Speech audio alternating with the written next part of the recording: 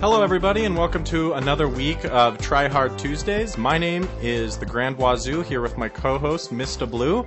Good to see you, Mista. How you doing? Good. Good to hear from you, too.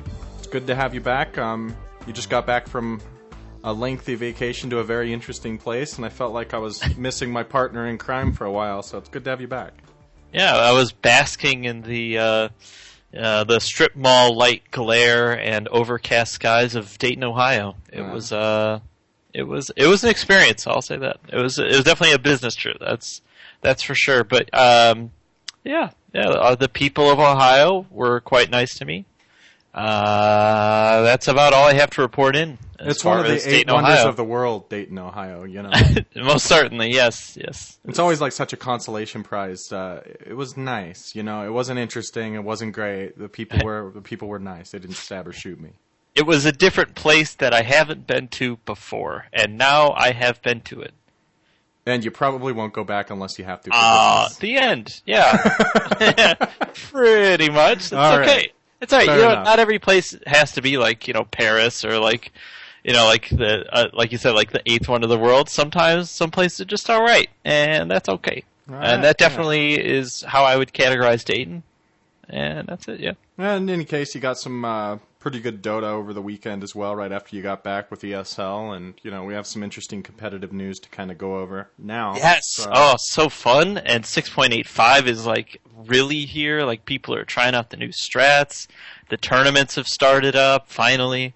The lands. It's getting exciting. It's starting to heat back up. The post-TI5 kind of hangover has kind of drifted away, and we're back to the swing of things, right? No, definitely. It feels like this meta.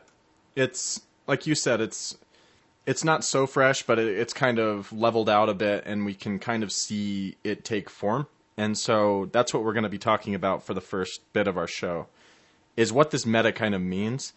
I think it's a lot more subtle of a meta, at least thus far, than the past. I feel like the past metas you can kind of tie, or at least 6.84, you could kind of tie back to kind of a rock, paper, scissors-esque meta, where it's like either you're pushing or you're team fighting or I don't know what else, but there was a way to kind of lock it down into separate partitions.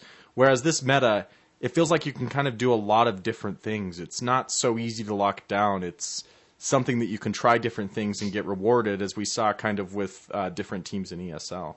Yeah, definitely. It was 6.84 was, I think a lot of people consider it like a really, really good patch, and they thought it was really. I agree too. I think it was a great patch. I thought it brought a lot of more emphasis on team fights and fighting and like picking heroes that can get going early. A lot of these heroes were Gyrocopter, Luna, and all these carries that could jump in on a fight right away. And that's really cool to see, and that was fun. But after a certain point, it got figured out where the best heroes were A, B, and C. Yeah. And then it just starts to get a little stale. So because everyone picks that hero, everyone bans that other hero. You started to see small injections of guys like Winter Wyvern became a bigger pick, a much more popular pick.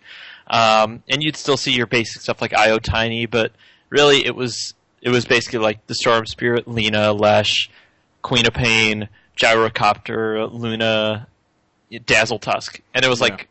You would never go through any draft where you wouldn't see those heroes. So if you can predict like the first 4 or 5 picks in any given game, regardless of the team, and you can get maybe like half of those right, that like the meta has gotten a little stale. So it was just nice to put a little refresh, tweak the heroes a little bit, make some heroes more viable, make a couple less ridiculously good.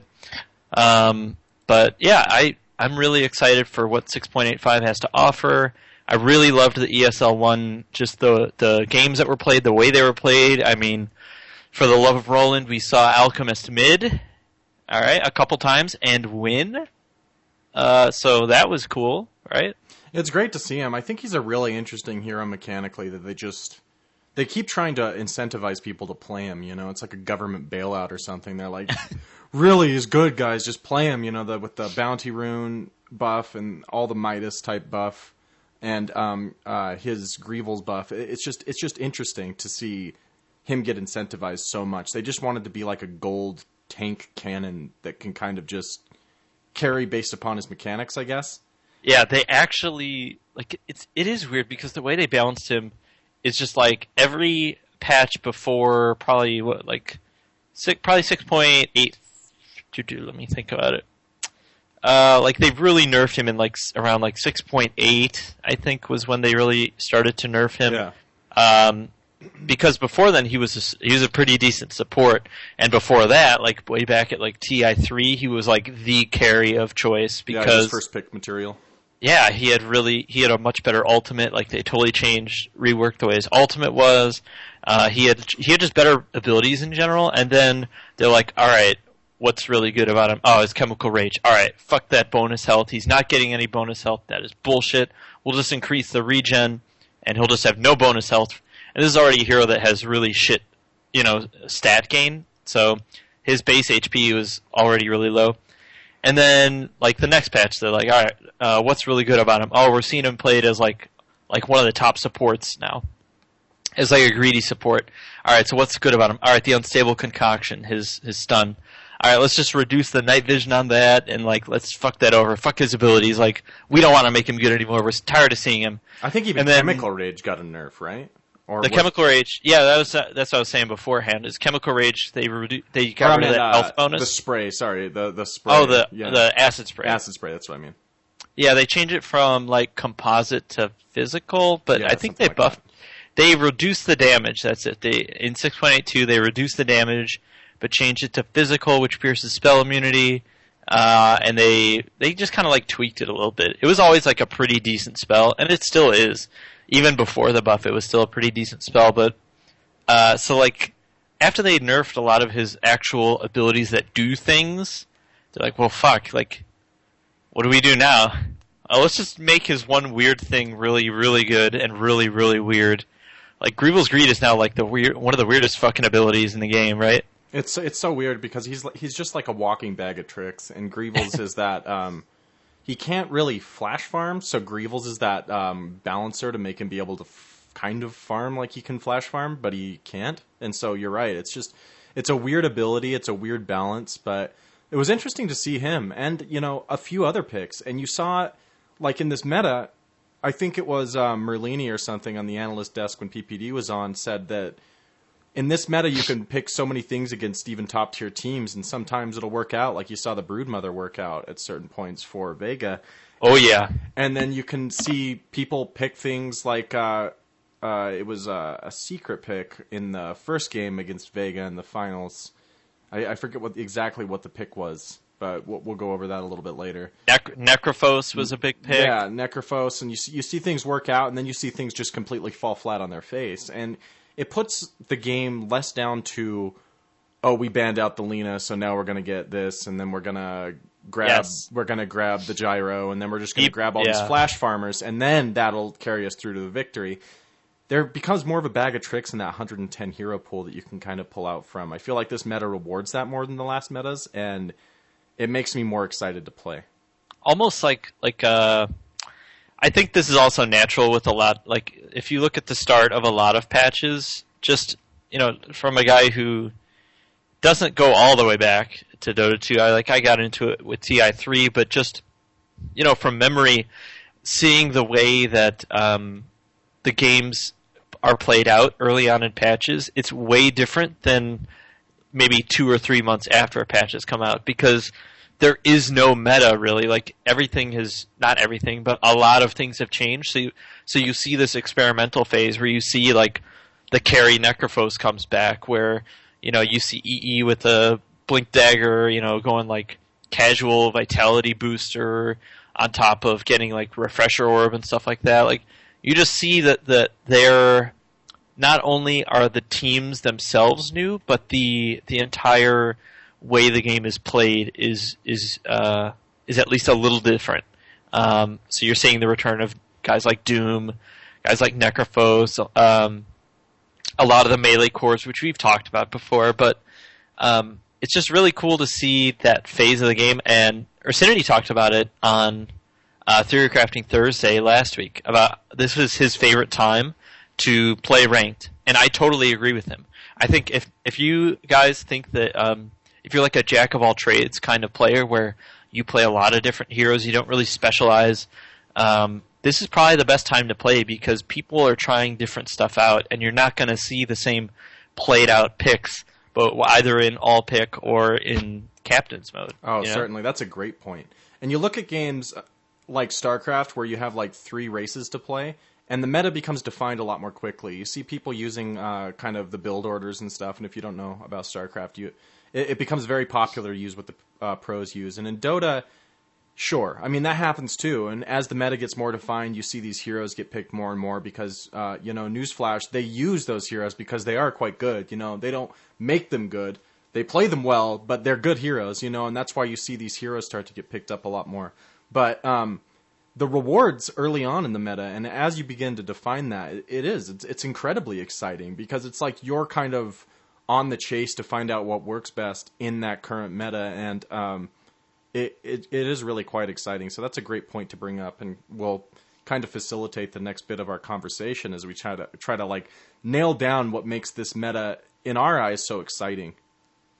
Yeah, it's just really exciting to see that it's not just like the pubs. I think that's the nice part about like these tournaments is that we all know that the way that people in this game play is often based upon whatever the pros are playing. So, for example, Tusk, he shot up the ranks as far as like picks, not just in tournament or in pro matches, but also just in general. I mean, he was not a really popular pick until about 6.84, maybe 6.83 near the tail end. He was starting to get picked up a lot. A little. I mean, you didn't see him too much. In 6.84, you saw him be more of a moderate pick, and now I think you're seeing him jump to a much higher tier pick, and you will see him jump higher, would be my prediction, even higher. Yeah, I mean, even after this tournament, you have a little microcosm of that trend where Alchemist all of a sudden is picked at like 5% more, which is a huge jump because it was basically from like, 8, let's see, yeah, like Friday he was at 11.45% pick rate, now he's at 14.5%. That's a huge jump in terms of, like, out of all the games possible, he's in 1 out of every 5 of them almost, 1 out of every 6. So just seeing that, like, people responding to the way pros play, like, you see the correlation is there. So it's really cool seeing that the pros are trying shit out. Like, what was your favorite surprise pick of ESL? Since we're kind of talking about it, because really it goes hand in hand with a new patch that not a lot will be tried out fully until the pros play it. I like and then it kind of sets the meta. I like the Earth Spirit pick on Puppy. Playing him in that 5 position was really interesting. He was. Hold on. Maybe I missed that one. Earth Spirit? Yeah. He's not allowed in Captain's mode. Oh, he was in the game. Earth Spirit? Yeah. Or Elder Titan. My bad. Elder Titan. Yeah. Okay. I was freaking out. Completely wrong. Yeah. I get those heroes confused all the time. I must have really Dayton must have really just fucked with my brain or something. You walked into a time warp. Yeah, it's 2016 now. No, we're playing sorry 6.79. about that. What are sorry you talking about that. I meant, I definitely meant Elder Titan. Puppy on that. Yeah, baby. He was like stacking and doing all that stuff. So like I guess like a 4 position Elder Titan. Mm-hmm. It didn't work out for him at all, but I thought it was interesting to see him played a little more. It was interesting to see that was him. Another pick. He was kind of used as that setup, and the analyst desk beforehand was talking about him kind of used in that slot like the Naga, just kind of there for the team fight setup, and maybe even like a cancellation button on any kind of fight that was not going their way. So it could just hurry up and like throw down the ult and just get out.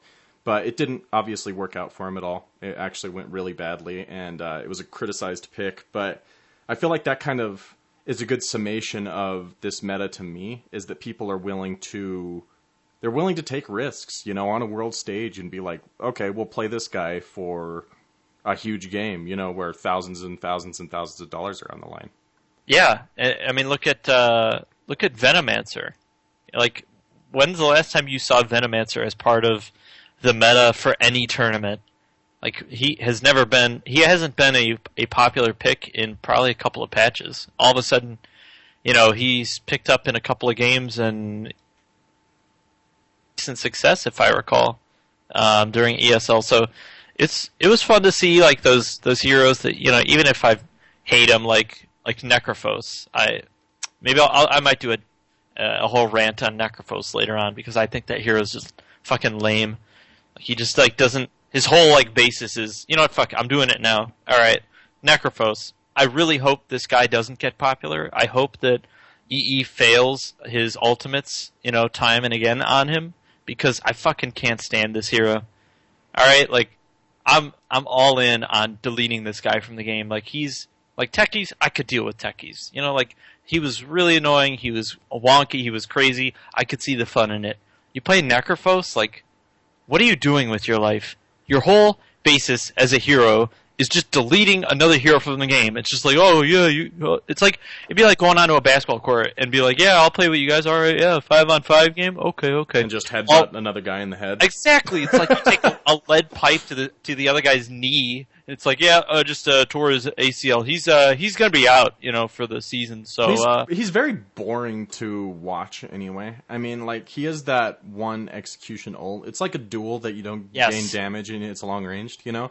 It's either like, you land you're it, out, tag, you you're win, out. or no. Yeah, exactly. If you don't land it, then you're a little punished, but not as much as like a lost duel. But yeah, I just can't stand it. It's just so like that's not fun. You like making someone just wait to play the game longer. Like that's just not fun. Like people talk about Silencer as like the anti-fun hero, right? Like, oh, you can't use your spells for 6 seconds. With him, it's like, I'm gonna pick on one guy, and you're not gonna do anything for 70 seconds. You know, it's like, it's another hero that they're really trying to. They're guiding everyone in the meta to where to put him and where to play him, and like they obviously didn't want the whole ancient thing to go, so they didn't want that to fly. It was very silly, and you saw that. I saw that a lot in my ranked games. I mean, like mid 3K, but it's interesting because people are like all necro ancients, and they just sit there.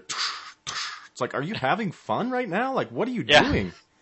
And like, I'll have fun in 8 minutes. Don't you worry. Like, I mean, all he is like he runs and he can throw out his heal and he can scythe, you know. And it's just interesting because he's a hero that mechanically isn't interesting, but people seem to enjoy him enough, I guess, to play him constantly, and he's pretty popular so far. So I don't know. I guess we'll see like where he goes. I don't know if he has much staying power really, though. I mean, I don't know.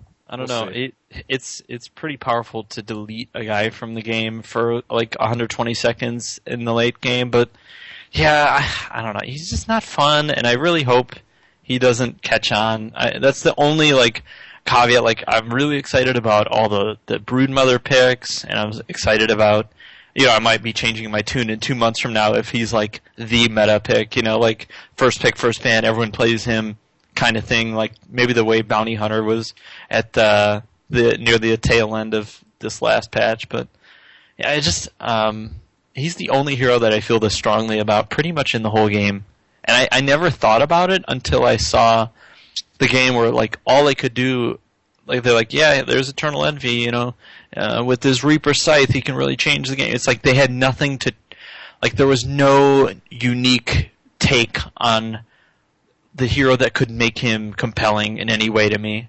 It might just be me, but there was no analytical, strategic discussion about how to use that. It's like, there's a guy that's low health. Is he going to use the scythe on him to take him out of the game for 100 If he can delete him from the game, they've won. And if he can't, then they're in trouble. It's interesting for being like a no skill shot, how rewarding it really is in the grand scheme of things. Because it's incredibly rewarding opposed to other ults, like landing a Chrono or a Ravage or anything like that, where you have those big payoffs that are actually interesting. That, just the single target on it is just so boring. But, you know. It is what it is. I won't. I don't want to go full like techies mode the way we were with techies before, where we were like, oh, we hate him, and then we talk him to death. So I want to bury him. I want to just bury him. He likes that, you know, being dead and all. But I know exactly what you're saying. I just don't think he has the staying power in this current meta. I feel like he can be exploited a lot. Yeah, I hope so. That's all I'll say. I hope so. That's all we'll say. But on EE, I mean, it was interesting seeing him play a tournament with Secret. I felt like the Razor pickup was interesting. Yeah, you know what? I think Razor, I think EE on Razor is, it's a little weird because he likes those flash farming, like, turn into like a mega carry kind of guy. And like, I think in the last setup, I don't remember him playing a ton of, I might be totally off on this, but I don't remember him playing a ton of Razor, but it felt like that'd be more of a Fata hero for Fata to play as opposed to him, but he looks like he's EE, man. He can figure out any hero after a certain point. He'll bitch about it on his stream, but he still loves the game too much to not know how to play like every hero ever, so. Yeah, he did well, he did what you would imagine he would do. He got some anti-mage picks, some Ember Spear picks, stuff like that. Yeah. You saw a lot of the old type of carry picks being picked still. Oh yeah, I mean, Gyro's still sick. Yeah, you still see that, and I feel like rather than this meta being like we're trying to move completely away from the other meta, it's an extension of it still, but they're still making more things viable, and I think that shows with the Brood pick. I feel like it's the best. I don't know. It's the best indicator of that for me in terms of just one solid pick is how well that Brood Mother did for Vega and why it did well. And so I'd like to spend kind of the mid part of the show talking about that pick specifically. I mean, we saw some success with it with CDEC and the International, but nothing like this. Nothing like this, I feel like, which just pretty much nullified an entire lane. And it took a team like EG, who had great support rotations and, great team play and all that, and they could 5-man really well. And it just kind of tore them apart because it's made them split their attention. And just by picking that, it made them split their attention. Yeah, it just destroyed them. It was kind of fun to watch, I'll be honest. As an AUI fanboy, it was kind of fun to see them get picked apart. I don't know. There was something sick in my body. Like I took way too much pleasure from it, but it's all right. I got it out of my system. I got to see them burn to Vega Squadron. I mean, like we haven't even talked about these guys. They came out of nowhere. They were like a wild card team for TI5, and they didn't even make it. So congrats to them. It's pretty impressive taking down EG, then going to IG, and then Team Secret. Like, good for them. I was astonished that they got that far. They seem like a team that could upset, but then after that they'll die down. Like they won't keep it together long enough to like go the distance in like a 3-game series against like an IG, especially when they lost the first game to IG. I thought, oh, okay, well, they had a nice little run. Good for them. It's probably over now. And no, they came back like stronger than ever. They picked Beastmaster. That was a big pick for them. And it wasn't just on the back of like those Broodmother picks. So that was kind of fun to watch is seeing the variety not just from the tournament as a whole, but from an entire team. And to see them take it was, I don't know, it was fun to watch. It was just like good Dota, good time seeing, some heroes that you don't get to see as much. Get to see some nice Shadow Demon play. I'm sure Joe should rewatch those for the Tryhard team. That last game, Vega Team Secret, some Shadow Demon play. I'd be all over that, baby. Yeah, he's a really fun hero to watch. I like him a lot. He's a playmaker as a support and really awesome to watch. But the Broodmother pick, I feel like she kind of encompasses that middle ground between a fighting and a pushing hero because she can do both quite well.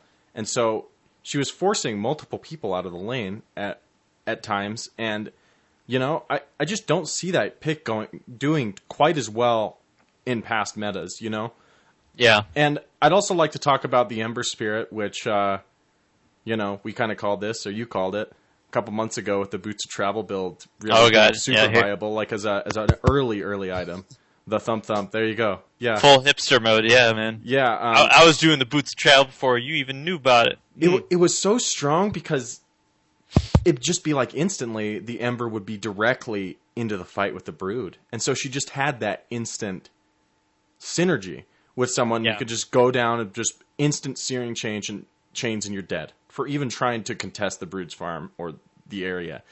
And so it was like this weird reversal of they had the 4v5 going with the Brood farming away in the off lane, but then at the same time, she had instant reinforcement because of that boots of travel, and so that was really interesting. It made me think about our show, greatly because of it. Something I just realized also that they ran an Ember Spirit Beastmaster build or composition for the same that can have the same effect where you get boots of travel and all of a sudden you have a Hawk and he spots like a lonely support trying to stack or something in the jungle. All of a sudden you're TPing and jumping all over his face as Ember Spirit.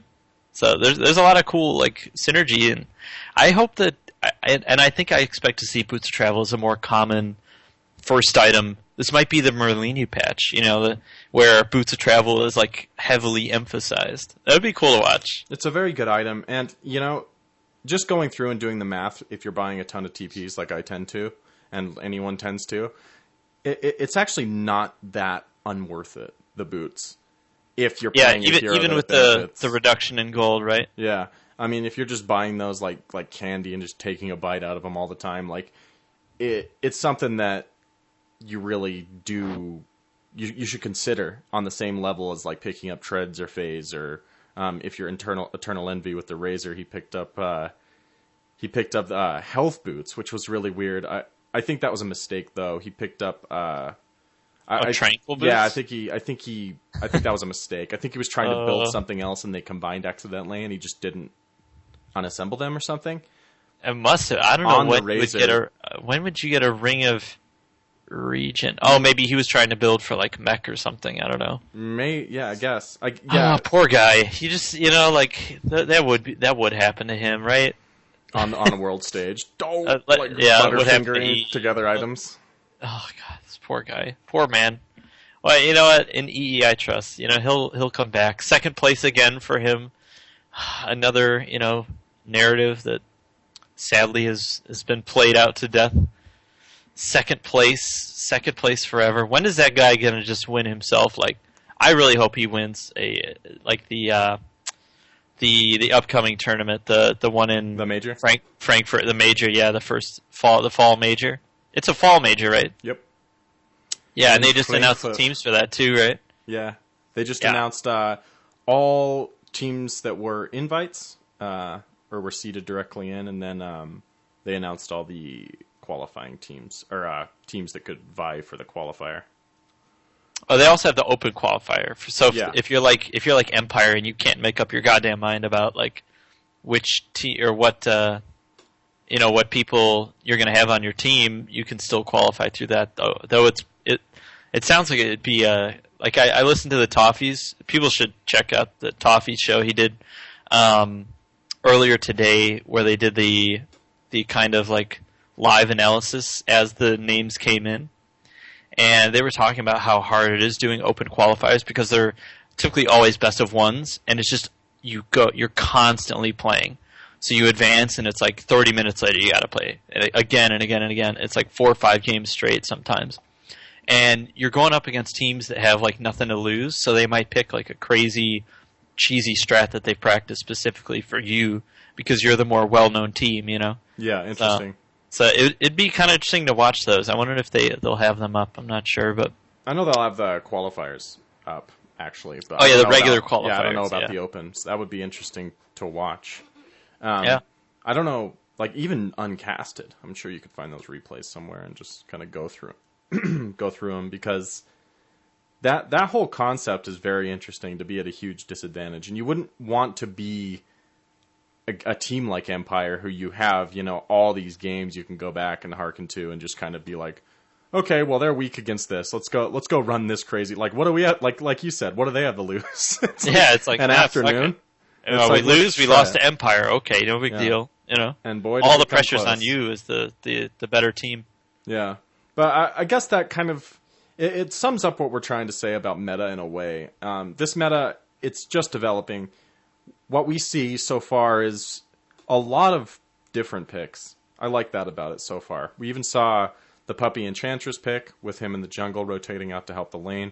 We saw a lot of interesting... Yeah, we saw the Bounty Hunter still, even with the nerf on track and all that. So it's kind of a good summation, like, of past metas into this one. I mean, it kind of sounds a bit obvious to say something like that because the game builds on itself. Mm-hmm. But just because something's nerfed or it's not as viable doesn't mean it's completely unviable. And this tournament definitely showed that.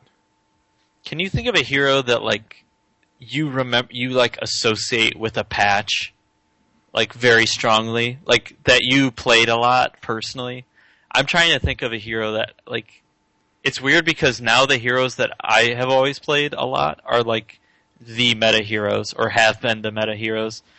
For example, like probably my top 5 played heroes is Wind Ranger, Storm, Spirit, Earthshaker, Invoker, Nature's Prophet. And I look at all those heroes, with the exception of Invoker, who has kind of come back. He had a couple matches. Like they were all super popular in 6.84. So it was really weird seeing everyone like pick up these heroes that I've loved forever and like really didn't get a ton of love. They were like highly situational picks, except for Earthshaker. He's always been pretty popular. They're not unviable anymore, but I still feel like last patch 6.84 Storm and Lesh were the picks. Oh, no doubt about it. Like I associate 6.84 with Storm, my boy Storm, and I really haven't played him in like 2 months because people have constantly been picking him up. But is there any hero that you associate like a certain time with? Like, oh yeah, I remember that patch where he was like stupid good. Like I don't know, maybe you played a lot of Alchemist when he was good. I did. I tried to. I have a terrible win rate with him, but around TI3 when he was doing so well, and I think Alliance was running him so much, it kind of made him famous. Lone Druid too, around those times with the Admiral Bulldog, which you just don't see anymore. Oh really? You played Lone Druid? I didn't play him, but I'm just saying. Okay. I wish I was just starting the game, kind of, and so I associate I harken those back to like the good old days, watching teams like that run those heroes that they kind of became famous on, Puppy, even on the Enchantress. So I don't know. It's interesting with this game because it feels like when heroes do well, like really well mechanically, Valve doesn't necessarily nerf them into the ground. They try to balance them, but sometimes they just kind of get left behind. Like Alchemist has, Lone Druid's left behind. Like even with his slight buff on his bear summon and everything, you didn't see him or anything. Like not that I recall. And I don't see him much. Like people aren't like lining up outside to play Lone Druid or anything. It's just one of those things. And if they do, may God have mercy on their souls. Yeah, exactly. It's just hard. He's not as good as he once was. So I mean that's undeniable. And Alchemist, I mean, you're seeing him become viable as a mid, but I wonder if you'll see him in a safe lane role again or something like that as like one of the hardest heroes in Dota, hardest carries in Dota. I don't. Yeah, see that's the thing. I think he, with that change that they made to him, probably like a couple of patches ago, where they nerfed his Chemical Rage a ton. Feels like ever since that point, he is no longer regarded as that kind of a carry. He's like a carry where if you're doing like super well, you can finish the game at 35 minutes and be 6 slotted before anyone has like 4 big items. You could have 6, and that's how you win, is by like being so far ahead. But like the last few patches, I mean, you can attest to this. Roland and Cyphus and pretty much everyone that we know has seen the games go a lot longer. So like Alchemist doesn't lend himself to that because he's if everything's going well for him, he's done by the 30-minute mark and he's ready to take high ground. But like everyone else in the meta was not, so he just never really fit in. And so every time he doesn't fit in, Valve goes like, oh fuck, what do we do with this guy? All right, what's the weirdest what's the weirdest thing we can give him? Oh, let's like let him buy an Ags and give it to people. Yeah, what a weird fucking balance. Right? Like, Jesus Christ, who the hell came up with that? It's awesome, but it's just like totally out of this world weird. And then, bounty rune, we introduced the bounty rune, cool. It's a gold thing. You know what, fuck it, let's just make that thing like super good on him, like just doing all this kind of weird stuff it's such on the periphery. It's almost heavy-handed with the whole bounty rune thing because it centers him mid. You You want to be around that extra gold. You want if there's going to be a hero that's going to take advantage of that and he's on the map, you want him picking up that bounty rune every time he can. So they're like nudge, nudge, nudge, nudge, nudge. Guys, put him mid, nudge, do it. You know, he can like get crazy farm and start giving ags to everybody. And so that's just so. Yeah.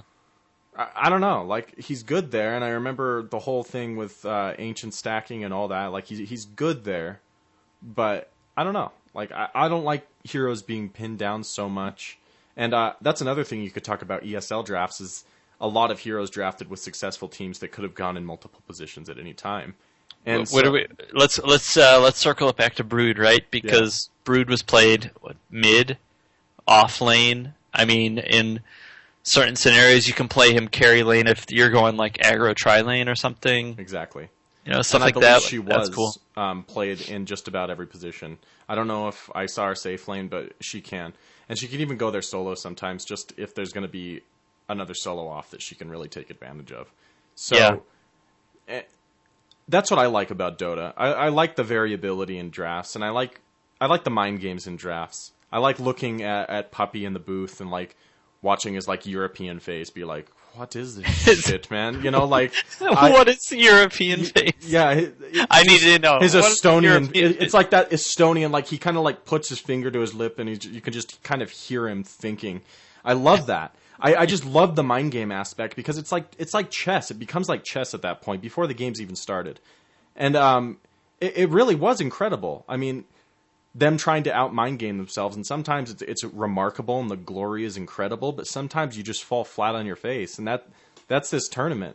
Like Secret is incredible. They're a top tier team. They haven't been together that long with their new lineup, but they're willing to try new things, and that's why I really, really like them. And I really like seeing Vegas showing because they showed incredible variability in their drafts with heroes like Beastmaster who have a lot of utility and can go in multiple positions. So yeah, it's just so fun and refreshing to see. Like you just get to see people on heroes that you haven't seen in literally years. Like when's the last time you saw, you know, these are terrible examples. I like can't even think of one off the top of my head.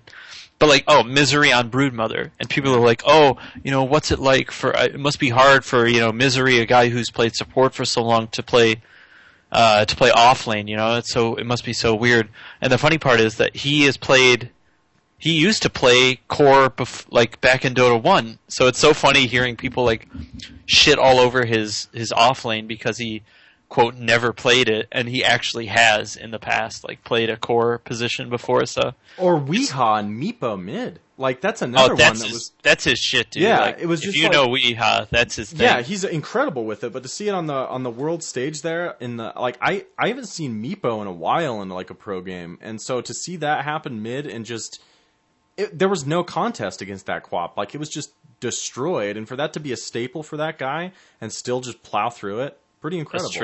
That's true. Yeah, it is. It's pretty amazing when you can see the power of.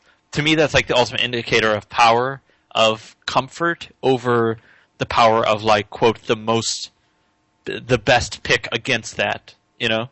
Yeah. It's cool to see that like you know even if it might not be the perfect lineup for him to play against, you still see that he outskills the other team because he's just he's like 20k MMR on that hero compared to everyone else, and he's gone up against all those matchups as Meepo climbing the MMR ladder because he was a pub player really and wasn't that popular before he signed on with Secret. He played on like a tier 2, tier 3 team before that. And he did okay, but he was definitely way better than the rest of his team. And so it's really cool to see, even in the pro matches, you can still get a pub stomp kind of hero, just crush people. They ended the game in 22 minutes against Fnatic. He went up against Mushi, for God's sakes. It's incredible because, they pick heroes that should very well be able to maybe not completely nullify that pick, but they should be able to etch out deal their with it. Farm. Yeah, and they don't. You know, they just, like you said, that guy's like 20k MMR in that hero. He completely schools him on a hero that shouldn't be able to do that. And that's just the variability of the game and the draft and everything else. You know, player skill. It's all variable. And that's what this meta is kind of showing me so far, is the incredible variability still in this game that I've been playing for years, and it still astounds me. We should treat this episode as also like a time capsule. You know, like maybe 2 months from now, we will totally be changing our tune and be like, you know, that Carrie Bane just seen at every goddamn tournament. It's the year 20X6. Necro is first pick, first ban material in every single game. Oh god, I've long committed suicide, like 20 years before that. If it ever gets to that point, I'm done. You can re-precise me for all I care. Yeah. Okay. So I just want to, just because, you know, like, the later a patch goes, the less you may see the Weehaw Meepo. You know, the less you may see, like, a Rubik mid-pick, you know, against, like, a serious team in a pro game. You know, like, the less you'll see those kind of weird, crazy niche picks where a guy is just so good on that hero that they just throw him at a wall. That's a good point. See how it sticks. But for now, the variability in the draft is really exciting because it feels like I'm starting the game again, you know? Yeah. Because you're like, they could run that there, or there, or there. Like, I don't know, really. And that's what I really liked about the game, and that's what helped me learn a lot, is just watching those tournaments and being like, well, where are they going to run this, and why, you know? And, like, so having that excitement back again is pretty cool. Yeah. I'm enjoying it, and I hope everyone else is too, because... You know, 6.85 is here, and it's brought with it a lot of weirdness, I would say, is like the first thought that comes to mind, is like 6.85 just brings some weird stuff. Like, Ancients are just weirder, and like the fact that catapults can be targeted on spells is just so weird. And the arrows and hooked and stuff. all the interactions, like, you just never think about until you're dealing with it. Like Lich, you know, killing off the catapult to get all the experience from that, and, you know, Midasing the catapult, or bloodlusting towers, and just a lot of weird stuff that's, like, really cool, nifty. It's like the nifty patch. It's like, oh, that's nifty. Oh, I could see myself doing new stuff, new interactions, which just little ones seemingly that really do change the game. So we are going to head into our filthy lane combo of the week now. Feel like we've kind of encompassed the meta talk to this point that we wanted to talk about. We wanted to have a more conversational show about the meta this far, so I think we accomplished that. Now we can kind of talk about two heroes that we feel would be interesting and that we got to see a little bit of anyway. So you want to go ahead and introduce us on that, Blue? Yeah. So a couple of heroes that are, you know, when we talk about dual lane combo, we've either specified, you know, maybe... And when we were thinking about dual lane combos this week, a lot of times we've specified that a certain combo is maybe meant to go to the safe lane or meant to go to the off lane. But I think with this lane combo that we're going to talk about, this is like one of the few where you could actually stick it anywhere, including the mid lane, which is really cool. So that is Razor and Bane. And... You know, with Bane, he got a couple buffs, right? He got the buff to his brain sap, so it's like cheaper to use in lane. Razor in general is one of the best laners, so it's not like it's like where did I pull this out of my ass kind of pick, but but still, I think it's really good because, you know, like the obvious, it might be obvious to others, but this is the one that seemed really obvious to me. Was you just like you put Nightmare. Whether you're in the off lane or mid lane or carry lane, you put Nightmare on the main target you want to deal with. You throw Static Link on him, or vice versa. You throw Static Link and then put Nightmare on them, and then you just sit next to him. You know, you just kind of sap away his damage. It's very good. And then you just smack his ass. So much control. Oh yeah, and you can. I mean, I think Banes could probably spam out the spell maybe 3 or 4 times in lane. You know, like, that's a lot of damage you'd be sapping away a lot of the time. Yeah, it's on like a 16-second cooldown level 1, and it costs 165 mana, so that's not that bad. Yeah, he's got, like, very good in a lot of positions, Bane. I mean, I feel like he's like you said, this can be ran mid just with a simple babysitting rotating Bane, or he can just kind of roam anywhere. I mean, he's very good in that slot, and he has been less picked in past metas, but I feel like he's probably someone we're going to see a little bit more. So he was popular this this tournament at ESL One. He was picked a lot. Yeah. Pylai Dai on Bane is that's like one of his like go-to heroes. If I remember correctly, I think like Pylai Dai, like this guy, he'll have brown boots and like a 4-staff like 50 minutes into a game. He makes Cyphus look like Scrooge McDuck. It's interesting because Bane has some very, very strange interactions with melee carries just because of enfeeblement and all that. And we did predict this as kind of a melee-centric carry meta. So I think the Bane prediction is a pretty solid one. It goes along with our, other predictions in terms of what the meta will be carry-wise. So yeah, I think that's a pretty filthy lane combo. We will be trying that out most definitely. I know I will. I don't want to be Bane. Make Cyphus be Bane. I'll make him be Bane. He needs to learn some more. Some more support. Or Joe, He needs to learn some more support. Yeah. Cyphus, you haven't been supporting him. I think you gotta learn a little more support. Just a bit more support. Get a little more well-rounded. I'm gonna go play Lycan. I will be playing the Razor though. Definitely. I love him. He's a really great hero. I mean, I feel like maybe his performance has been a little bit lackluster in some of the tournaments we've seen lately, but I don't think that's any fault of the player necessarily. I just think he's been played a ton for years, and he hasn't been changed all that much, Yes, that's but true. There's still a lot of... I mean, Static Link is one of those abilities that has endless application because it turns out it's good to take damage. It's good to use it will be, like, invariably good against the majority of right-clickers, especially melee right-clickers. If you get in the right spot, you can absolutely destroy a Dragon Knight's ability to do damage, or a Sven, or any of those melee heroes that are kiteable. He just has a field day with them, Yeah, works great. So we will be trying that out. Bane and Razor, lots to do there. I think there's a lot of areas they can do. It goes along with our theme of kind of the malleability in lane and where they can go. So that's really great. Moving on to our item combo, or a strange item build of the week. We're not so much going to talk about an individual item as we're going to talk about what we view to be an underused item, and that's the Magic Mango right now. Num num num. Yeah, we see it every once in a while, but most of the time it's like kind of like acquisition of some type of supply drop in the field where you just kind of need that quick mana. And it's just like, and you get it right as you use it. You use it right as you get it, rather.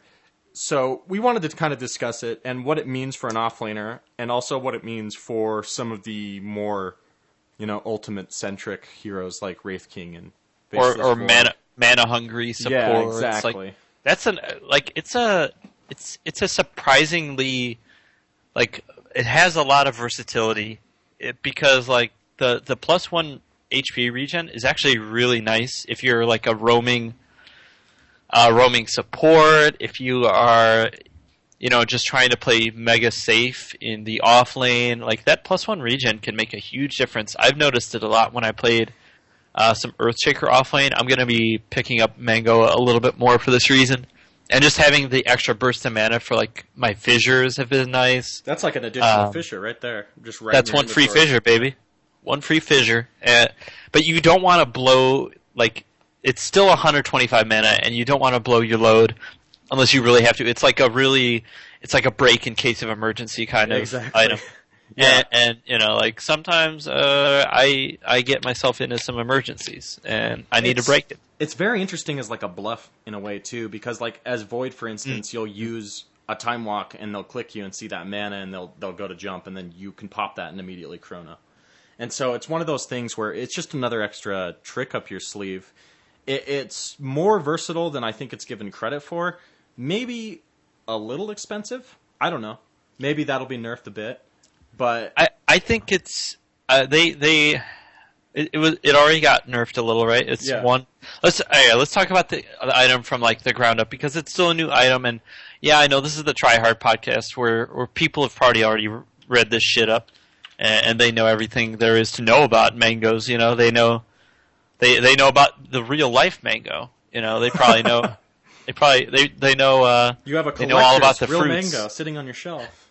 You have a real mango. You've mailed mangoes to Ice Frog for this reason, hoping that Storm Spirit gets a buff or something. Please, please buff him. No, I'm gonna send you mangoes, Ice Frog. Please, God. Oh God, they nerfed him into the goddamn ground. All right, I'm not bitter. Yeah. I'm not bitter. All right. Better not be. You had your time. That's right. I had a wonderful time, and then everyone started picking him, and then fuck. But that's okay. Enchanted Mango costs 125 gold. You use it once. It's an instant consumable that instantly restores 150 mana. You can give it to an allied hero, by holding control now, right? Yeah. That's the thing. You gotta hold control, and then you click on the item, click on the hero that you want to give it to. Here's a question. Oh, no, it only works on an allied hero. I was gonna get, super meta and be like, well, if I'm Nyx Assassin and I want to do some damage, I could just give a mango to the enemy. You just shove it down their throat. Yeah. Yeah. It puts the lotion on its skin. Oh, Jesus. Or else it gets spiked carapace again. Buffalo Nyx. Buffalo Nyx. So yeah, it's 120 or 150 burst of mana, and then when you're not using it, it's plus 1 HP regen. It takes up. You can't carry multiple in the same slot, though you can have multiple mangoes in different slots, and I think you do get the plus 1 regen for each. So sometimes I think I want to try this. I want to try a double mango build and see how that goes. Yeah. For 250, it's not bad. On some of the tankier heroes, it could be very, very interesting in the off lane, and it's something you're going to use, and so it just gives you more staying power, more stopping power, and for really not that much gold. I mean, it's not that much money, but it's something that's not as, I don't know, as effective as a branch or something. So I can understand why people don't pick them up as much, but it's something that's situational and interesting to think about at the very least. So yeah. I think it's good because the patch, when it came out, it was not a really. It just wasn't picked a lot. It still isn't a really highly sought after item. So I figured there haven't been a ton of crazy builds, so we may as well talk about something that can provide a lot of value and doesn't get talked about a lot. So this could be a fun little starter build if you're, say, a silencer and you're looking for that last burst of damage with another finishing last word after you've harassed people down, or Ogre Magi is a really good one. He already has a huge HP regen, so you stack that on him. You get yourself another Fire Blast if you want it. It's just one of those cool little nifty items that could absolutely be worth it. You pay 125 gold, but you get 300 from that kill that you wouldn't have had before. Yeah, and it's one of those things that can kind of pay off big time or kind of just be baseline. You know what I mean? You just get the mana. So. And then it's well, at least I used it. It's not something that's gonna burn a hole in my slot inventory. Yeah, indeed. But, that's just kind of where we wanted to go. Wanted to break the monotony a little bit of just kind of talking about items people might not have seen. So, talked about something a little bit more basic. So, I think we've pretty much covered everything we wanted to for this week's iteration. How about you close us out, Blue? Sure. All right, how about I close this out? Good Lord, putting me on the goddamn spot. Hey, I've done introductions and closeouts. I thought you might want a chance. You son of a bitch. Shine. You know I signed up for this so that I wouldn't have to close out. Damn it, Roland, where's the contract? I'm ripping this shit up. We have a clause that says we can tell you to do anything we want. Really? That's the clause? Yeah. I have to do whatever you want? Jesus Satan Christ, clause. That is dark. Yeah. Oh, God. I don't even want to know where that's going to lead after this. Okay. Plugs. Where can you find us at, Wazoo? On Twitter. You can find us at .p show. .p underscore show. I always forget the underscore. That's my problem. I will have you know. At .p underscore show. We don't have a specific Tryhard based Twitter account. I don't think we will. Just tweet anything you want to at that .p underscore show account. You can find me at .p underscore Wazoo. Tweet at us. Tell us what you think. Tell us what we could improve. Tell us what you hate. You know, we love to have that discussion on Twitter, and we often do have quite a diatribe from people who listen after. So just join in on that. You can also find us. Hey, hold on. Yeah. You can also find. I'm doing the plug. All right. You want me to do the plug? I'm going to do the goddamn plug. Yeah. I will plug it up. All right. Okay, all right. I'll plug you right up. Okay. All right. YouTube.com/.ptv1 is where you can find some exclusive footage with the .p guys as they headed over to ESL One New York. For all the bitching that they did on the Monday episode, they seem to be having a good time rubbing elbows with Nahas, rubbing elbows with Slacks, getting tanked, having a good time with Purge. They were just like, oh god, I was so disappointed, I went to a bar, I went to New York, I got to talk to all these cool people, oh god, what a drag it must have been. Yeah, shut your mouth. Go watch the videos and then tell them what silly bastards they are for even complaining about it. Something like, what am I doing? That's right.